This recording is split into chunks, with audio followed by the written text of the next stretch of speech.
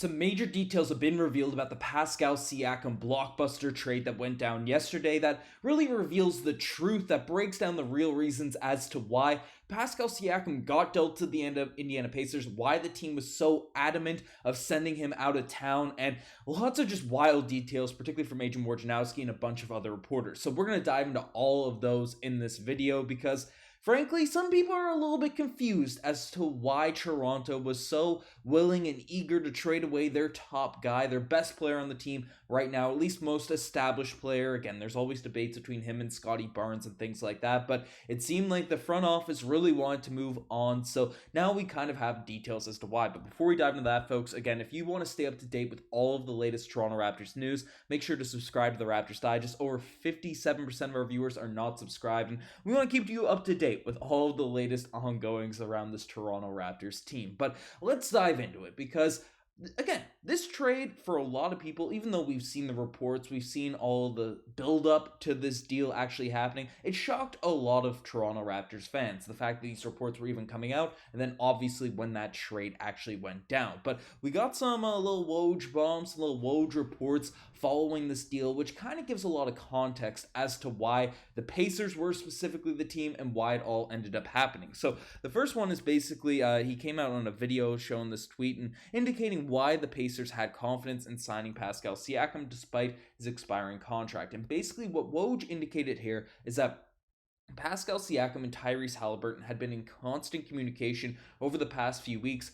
Halliburton was recruiting him and just kind of hyping him up in terms of joining the Indiana Pacers, seeing why it'd be a long-term fit, and all of these types of things. And the Pacers are also willing to give him that sort of longer-term money that the Toronto Raptors were not interested in giving Pascal Siakam. And we'll break down more reports into that regard, but basically, the Pacers understood. They had, before this trade went down, they understood that Pascal Siakam desired to play in Indiana. Even though he didn't want to leave Toronto, if a trade were to happen, he was eager about joining the Indiana Pacers. And another report sort of validates this, as Woj came out and said that the Pascal Siakam is excited about the deal to the Pacers and is expected to be eager to work out a new contract with the franchise this summer. And some people have looked at this and been like, hey, Pascal Siakam lied, or saying he wouldn't re-sign anywhere. No, he didn't lie, because he wouldn't sign an extension if he was traded to a specific team, because he'd be limited to only a 2-year extension to whatever team he ended up getting traded to. He wanted to test free agency, enter that unrestricted free agency, just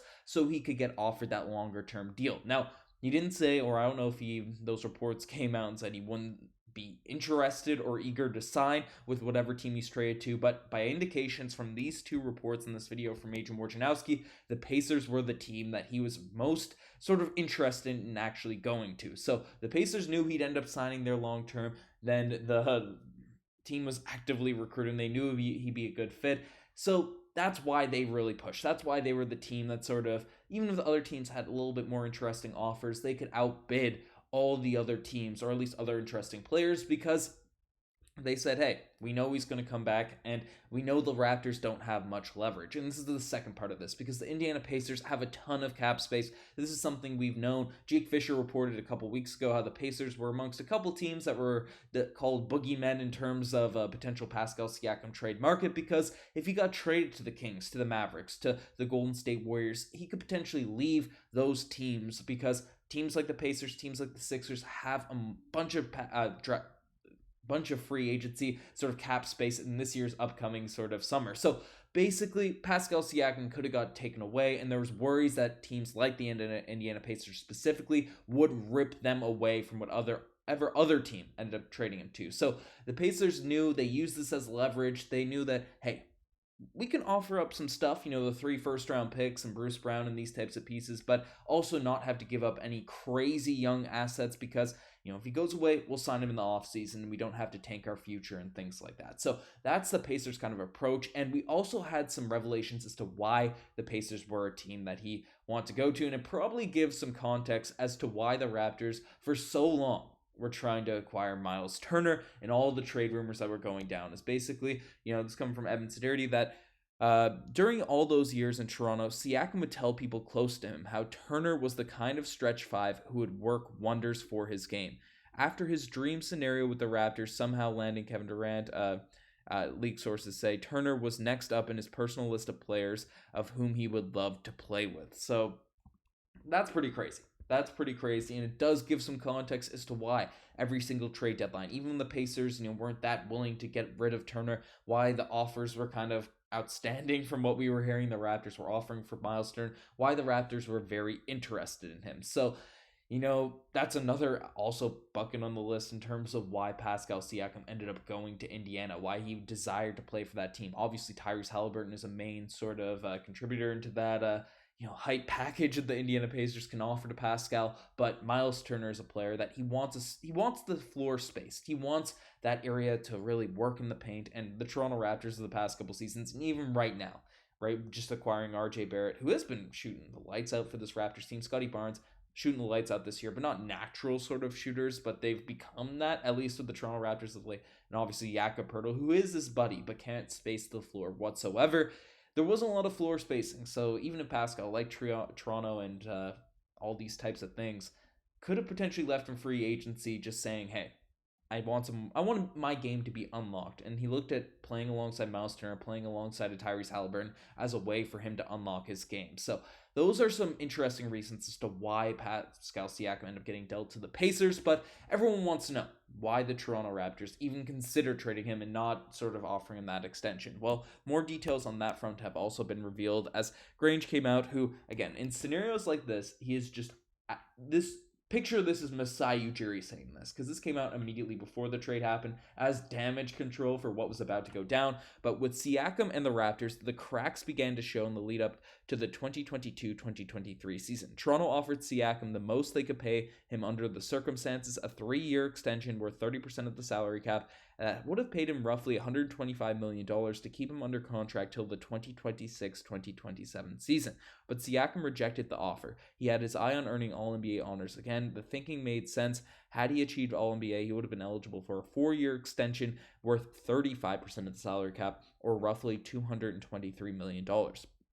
But according to league sources, the Raptors were clear in their communication that they did not plan to pay Pascal Siakam the Supermax even if he qualified for it. An exception might have been made if Siakam was a first-team All-NBA guy or was featured prominently in the MVP conversations, but put the Raptors on a deep playoff run. So basically, Pascal Siakam wanted to bet on himself. He wanted to sort of push for that longer-term money, and you can't really blame him, but the Toronto Raptors had zero interest in actually paying him that type of contract unless he took another evolution, another giant step in his game. And then, he still wanted that sort of big long-term extension this offseason. The Raptors just weren't interested in sort of paying him those multi-year deals. So basically, and this sort of is the major reason why Siakam got dealt in the first place. We knew why now after all the reports have come out why Indiana was the team, but the Toronto Raptors just weren't interested. They want to keep Pascal, but on a shorter term deal and similar contracts that they offered to Kyle Lowry, to Serge Ibaka, to all these guys, 3-year extensions, Fred VanVleet, before they sort of ended up leaving at some point as well. But Masai Ujiri likes to have that flexibility, likes to have those changes. So locking in Pascal Siakam to a multi-year, beyond that sort of 3-year extension, didn't seem to be the case. So let me know what you guys think about all this Toronto Raptors news. I mean, it sucks to see Pascal Siakam go, but the draft picks are interesting, even if they're later first. Again, Masai Ujiri's fumbled some picks as of late, but I don't know. I'm confident that he'll be able to sort of work up some magic now with hopes of really locking in on this year's draft. The scouting reports, he's traveling to France to get these draft picks rolling. I don't know if we're going to have our own pick this season, but the Raptors, we'll see how it all shakes out. Hopefully Bruce Brown, Jordan Nwora, and Kyrie Lewis Jr. all play well, but we'll see what ends up happening. Anyways, you guys are the best. Subscribe to the channel. I'm signing out. Cheers.